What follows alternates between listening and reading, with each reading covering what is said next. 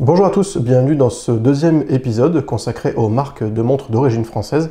Alors, petit avertissement, exactement comme je l'ai fait dans le premier épisode, d'ailleurs, si vous n'avez pas vu, allez le voir avant celui-ci, il n'y a pas forcément de suite entre les deux, mais bon, si vous ratez la moitié, c'est quand même un peu dommage. Donc, petit avertissement, les montres que vous allez voir ici et les marques que je vais vous présenter ici sont d'origine française, ça ne veut pas dire que les montres sont à 100% françaises. À part dans un seul cas que vous verrez à la fin de vidéo, les montres n'ont pas des composants qui viennent tous de France, l'assemblage n'est pas toujours fait en France, c'est vraiment l'origine de la montre et du coup de la marque qui est française.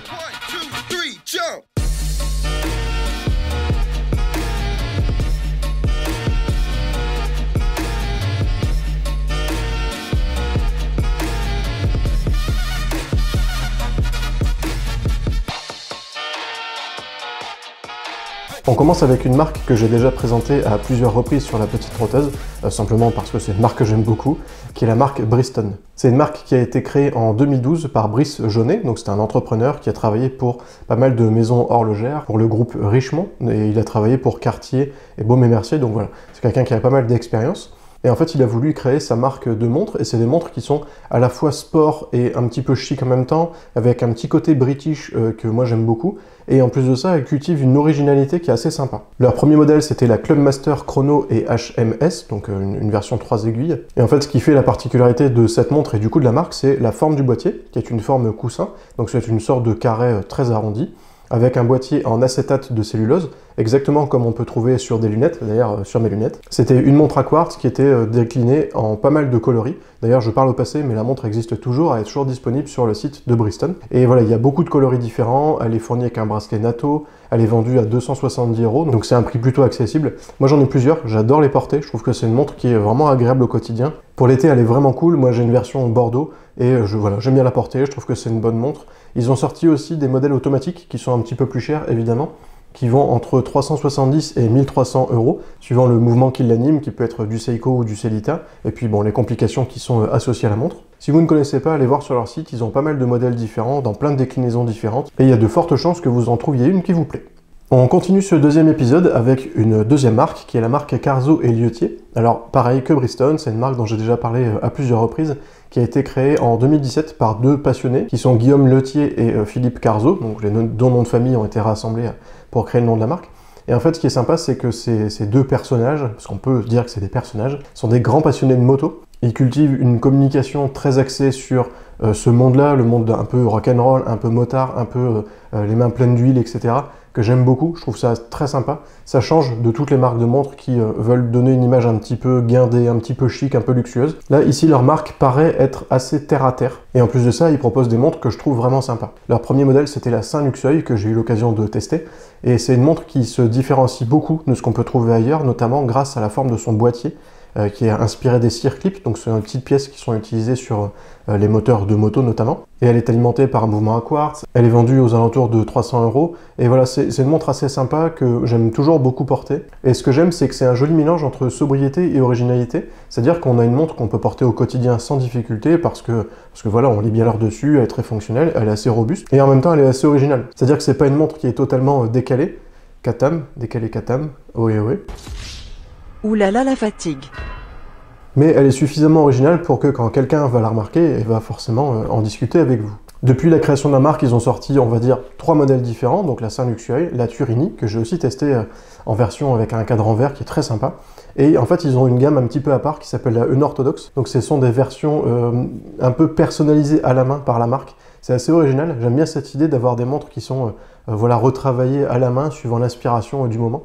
Je trouve ça assez sympa, et en plus ce sont des modèles qui du coup sont complètement uniques, et ils se vendent assez vite, hein. En général, quand la marque propose une nouvelle version Unorthodox, elle part assez rapidement. Ils ont aussi des modèles automatiques qui sont vendus à partir de 680 €. On continue avec une troisième marque qui s'appelle Fugue, et qui est aussi une marque française évidemment, sinon elle ne serait pas ici, qui a été créée en 2017 par Leopoldo Celi. Et en fait, ce qui est assez sympa, c'est que c'est quelqu'un qui a développé sa marque sur son temps libre, exactement comme je pourrais le faire par exemple. Et en fait, il a mis à profit son goût pour les belles choses et son expérience dans le monde du luxe pour créer une montre qui est complètement unique.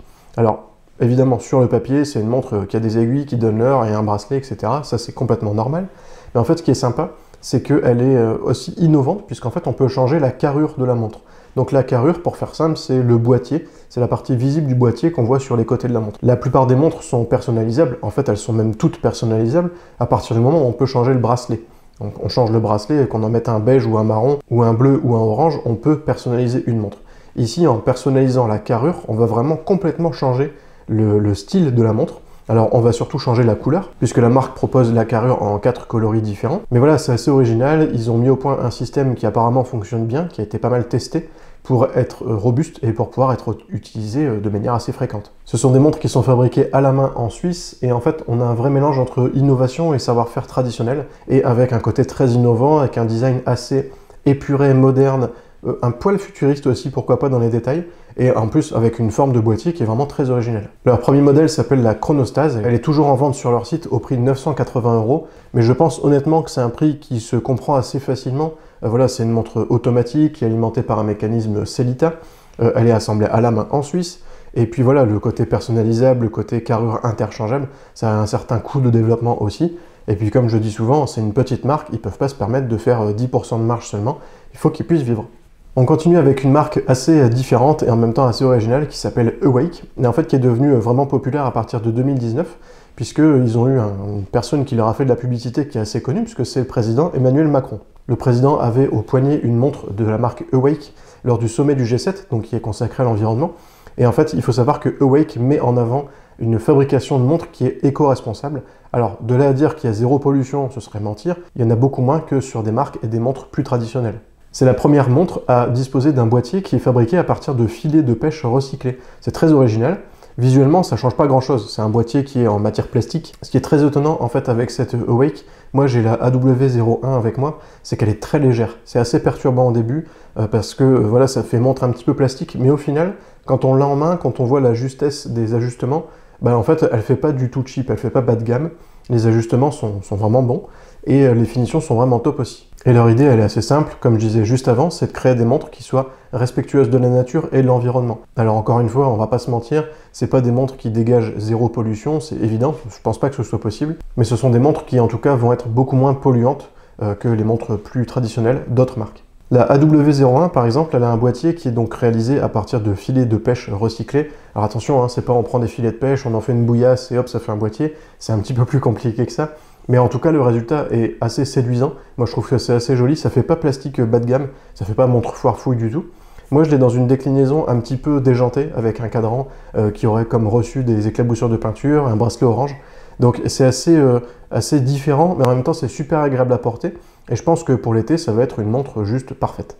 Le bracelet, il est fait dans une matière qui s'appelle le biopoly. Donc en fait, c'est un bioplastique qui est réalisé à partir de graines de ricin, donc qui sont transformées, etc. Évidemment, il n'y a pas des graines dans le bracelet, mais en tout cas, on a un rendu qui est assez proche du silicone en termes de résistance, de souplesse, etc. Mais c'est pas du silicone, c'est un bioplastique, donc c'est un plastique d'origine naturelle. Je trouve ça vraiment chouette. Il faut savoir que le bracelet ne contient que 10% de matière fossile, donc de pétrole, alors que des bracelets plastiques ordinaires en contiennent quasiment 100%. La montre, elle est aussi alimentée par un mouvement solaire, comme ça fait pas de pile à changer tous les 2 ou 3 ans. Et le packaging est aussi écologique puisqu'il est fait en fibre de canne à sucre. C'est très original, moi j'ai été vraiment surpris. On a une boîte qui est complètement différente de ce qu'on trouve habituellement, et en même temps c'est assez séduisant, c'est très coloré, c'est très jeune aussi dans la façon de communiquer, je pense que leur cible est assez jeune du coup. Ce sont des montres qui sont vendues à 280 €. Alors on peut trouver que c'est un peu cher peut-être parce que c'est une montre en plastique, mais il faut savoir que le coût de recyclage, le coût de fabrication, le design, le marketing qui est autour, tout ça, ça a un certain prix. Donc je trouve pas que le prix soit spécialement démesuré. C'est une montre qui est super agréable à porter, qui va polluer assez peu. Si vous aimez bien aller voir sur leur site, il y a pas mal de déclinaisons, de couleurs notamment, et je pense qu'elle mérite le coup d'œil. On continue avec une autre marque qui est assez particulière, qui s'appelle Sartori Billard. Donc c'est une marque qui a été créée en 2015 par Ludovic Sartori et Armand Billard. C'est comme Carzo et Gauthier, ils ont pris les 2 noms de famille pour créer le nom de la marque. Et en fait, le premier modèle, c'était la RPM 01, qui était vendue à pas loin de 3000 €. C'était une montre qui rendait vraiment bien hommage au monde de l'automobile, avec un aspect assez sportif. Et en fait, ils ont proposé ensuite un modèle qui s'appelle la SB02, que je vous ai déjà présenté en test sur la petite trotteuse. Et en fait, la vraie originalité de cette montre, c'était d'être un peu personnalisable, dans le sens où on peut changer la lunette supérieure pour d'autres lunettes. Donc au moment où moi j'avais eu la montre, la marque proposait environ 5 ou 6 lunettes différentes, c'est assez sympa. Et en fait, ce qui est vraiment chouette, c'est qu'ils ont mis à disposition aussi le modèle 3D de leurs lunettes pour pouvoir imprimer soi-même en 3D une lunette personnalisée pour sa montre. Je suis complètement d'accord, tout le monde ne peut pas faire ça, mais j'aime bien la démarche de pouvoir dire aux gens, de pouvoir dire aux clients, si vous voulez, vous pouvez vous-même construire les lunettes pour votre SB02. Je trouve ça très malin. Et moi, j'avais vraiment bien aimé tester cette montre. Évidemment, elle est personnalisable aussi au niveau du bracelet, puisqu'on peut changer le bracelet, on peut changer donc les lunettes, comme je disais. Il y a un petit tournevis qui était fourni avec. Alors, je parle au passé, parce que maintenant, c'est une montre qui n'est plus commercialisée. En fait, maintenant, la marque s'est concentrée sur une activité un petit peu différente. Alors, ils fabriquent toujours des montres, mais en fait, de façon beaucoup plus artisanale, puisque maintenant, ils fabriquent deux modèles, donc la SB04 et SB05, qui sont vendus à des prix bien supérieurs à la SB02. La SB02, elle était aux alentours de 650 €, et là, les nouveaux modèles sont plutôt aux alentours de 2700-3000 €. Donc évidemment, on n'est pas dans la même gamme de prix, mais moi j'avais vraiment bien aimé la SB02. J'aime bien l'image que cultive la marque aussi, donc je vous invite à aller faire un petit tour sur leur site. Vous verrez, la SB04, elle est très sympa. C'est un mouvement automatique suisse, elle est assemblée à la main. Le cadran est réalisé à la main aussi, il y a beaucoup de travail.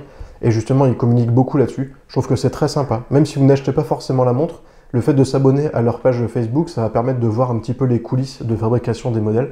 Je trouve ça assez agréable. Sixième marque de cette vidéo, et du coup 16e marque française que je présente ici sur la chaîne YouTube, on va parler de la marque William L 1985. Si vous consultez régulièrement le blog La Petite Trotteuse, la chaîne YouTube ou les réseaux sociaux, d'ailleurs si vous n'êtes pas abonné au Facebook et à Instagram, je vous invite à le faire. On a une vraie belle communauté qui communique beaucoup, donc venez voir, ça peut être très sympa. Donc si vous êtes abonné à tout ça, vous avez forcément déjà vu passer des montres William L 1985, j'ai testé pas mal de leurs montres. Et pour être tout à fait honnête, je ne vais pas vous mentir, mon avis est un petit peu biaisé puisque j'aime vraiment beaucoup leurs montres. Je trouve qu'ils cultivent une vraie image de qualité à prix très accessible. Ce que j'aime bien avec eux, c'est que en fait, la marque a été créée en 2015 par Guillaume Lédé. Et en fait, l'idée, c'était à la base de rendre hommage à un chrono qui lui avait été offert par son grand-oncle, si je dis pas de bêtises, et qui faisait beaucoup parler. Bon, on le sait, les chronos vintage, ça coûte assez cher, c'est pas forcément facile à trouver en bon état. Et en fait, le créateur, donc Guillaume, s'est dit que plutôt que de proposer des montres anciennes qui n'étaient pas forcément faciles à trouver, et bien en fait, il a créé une montre qui reprend un petit peu les codes des montres vintage et qui était vendue aux alentours de 150 €. Donc c'est très accessible, c'est une montre de vraiment bonne qualité.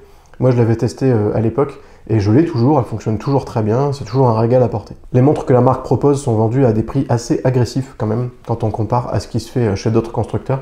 Et ils ont aussi, depuis le début, assumé une fabrication asiatique. Ils n'ont jamais caché que leurs montres sont fabriquées en Chine, et en même temps, c'est pas plus mal. Moi, je trouve ça très bien de jouer la transparence. C'est assez malin aussi d'un point de vue marketing, et c'est bien parce que du coup, on n'est pas surpris. On sait que la montre coûte 150 € parce qu'elle est faite en Chine, et c'est pas une marque qui se cache derrière un drapeau français.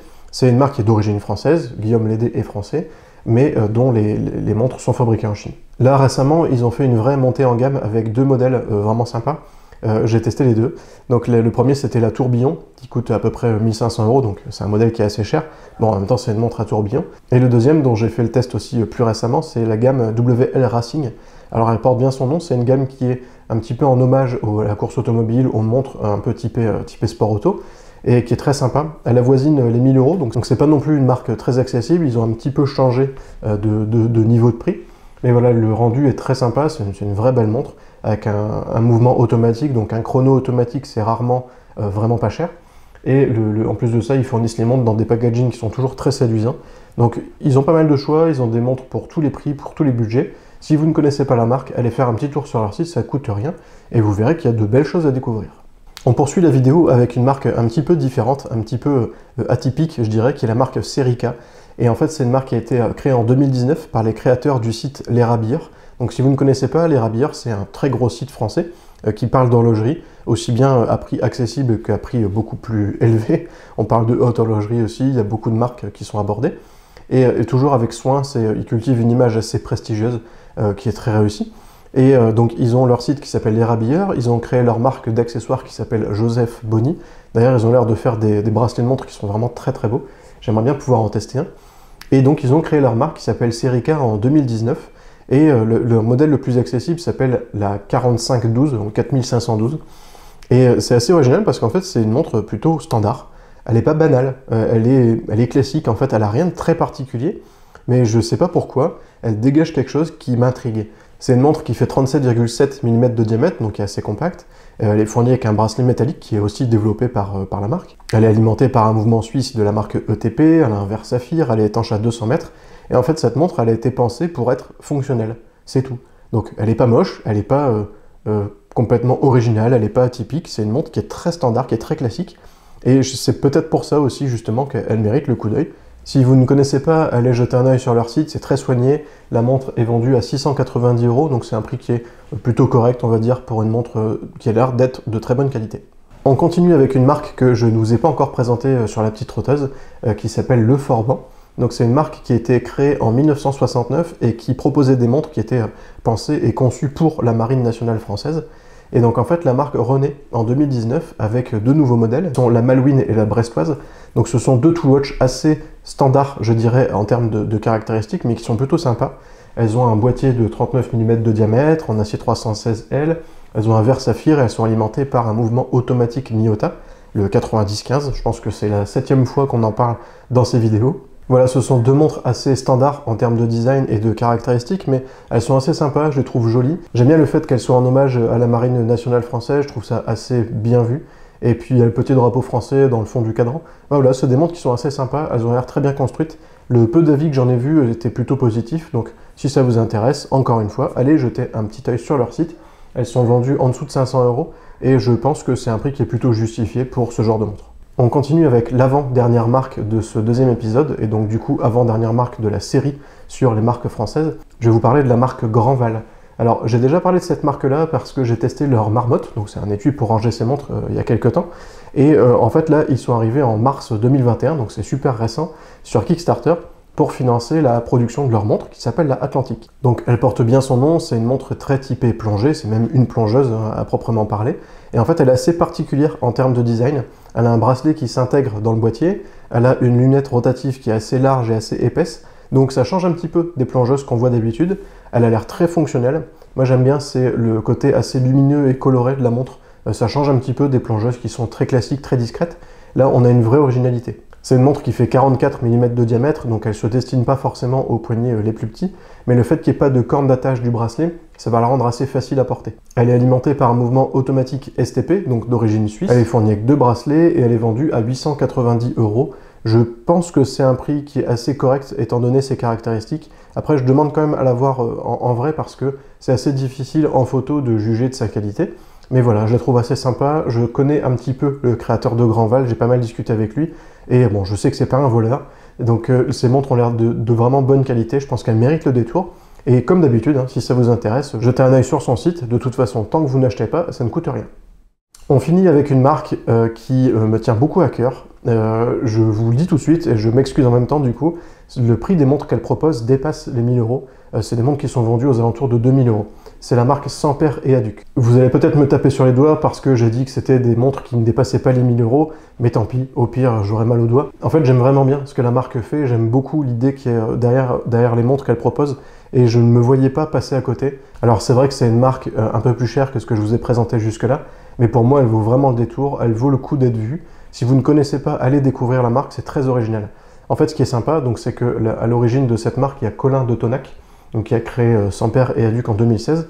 Et en fait, le principe est très simple, c'est qu'il redonne vie à d'anciens mouvements de montres, dans des mouvements mécaniques, dans des montres neuves, modernes, récentes. Et en fait, du coup, le rendu est très sympa parce qu'on a un cœur ancien, donc on a un mouvement ancien qui a été remis à jour, qui a été renettoyé, qui a été entretenu pour qu'il soit toujours fonctionnel tant qu'à faire, mais avec une montre dont le design est très épuré, très soigné, très pur en fait. Et voilà, j'aime vraiment bien l'image que cultive cette marque. Je trouve très noble l'artisanat qu'il y a derrière et l'idée qu'il y a derrière. Ça colle aussi à ce que peut faire Awake en recyclant des déchets, sauf que là, c'est pas des déchets, c'est des mouvements qui sont recyclés. Et alors, comme je disais en début de vidéo, la seule marque de cette sélection à avoir des composants qui viennent vraiment totalement de France, eh bien c'est celle-ci. Le bracelet, le boîtier, la lunette, tout vient de France et c'est assemblé à la main. C'est une très petite série qui est fabriquée, la marque en fabrique à peu près 150 par an, simplement parce que ça doit être un travail assez monumental. Et là, pour info, dans la montre qu'ils vendent actuellement sur leur site, le calibre qui est utilisé, c'est un calibre LIP, c'est le calibre R100, qui était une vraie référence dans les années 60-70, c'était un peu le fleuron de l'horlogerie française. Donc voilà, il a été remis au goût du jour, il fonctionne à nouveau, et je pense qu'il est parti pour quelques années. Et du coup, on a des montres qui sont vraiment très sympas. Donc voilà, encore une fois, c'est une montre qui dépasse les 1000 €, j'en suis conscient, mais j'avais vraiment envie de vous la présenter, c'est une marque que je trouve vraiment très sympa, et je pense qu'elle mérite pas mal de visibilité. Voilà, cette vidéo est terminée, c'était le deuxième épisode consacré aux marques d'origine française. Il n'y en aura pas de troisième, en tout cas pas pour l'instant, J'espère que ça vous a plu. Si vous n'avez pas vu le premier, c'est le moment d'aller le voir. Comme d'habitude, si vous n'êtes pas encore abonné à la chaîne YouTube et vous êtes nombreux à regarder les vidéos sans être abonné, n'hésitez pas à le faire. C'est un petit clic sur le bouton en dessous de la vidéo. Vous pouvez aussi aimer la vidéo, la partager, la commenter. Faites ce qui vous fait plaisir. Donnez-moi votre avis sur les montres que j'ai présentées. Peut-être que vous en possédez d'autres auxquelles j'aurais pas pensé. Voilà, toujours est-il que pour moi, c'était très sympa à faire cette sélection en 2 épisodes. J'espère que ça vous a plu, très sincèrement. Et moi, je vous dis à très bientôt sur le blog lapetitetrotteuse.com, sur nos réseaux sociaux, sur la chaîne YouTube, bref, un peu partout, pour plein de contenus super sympas. Merci encore et à bientôt. Ciao.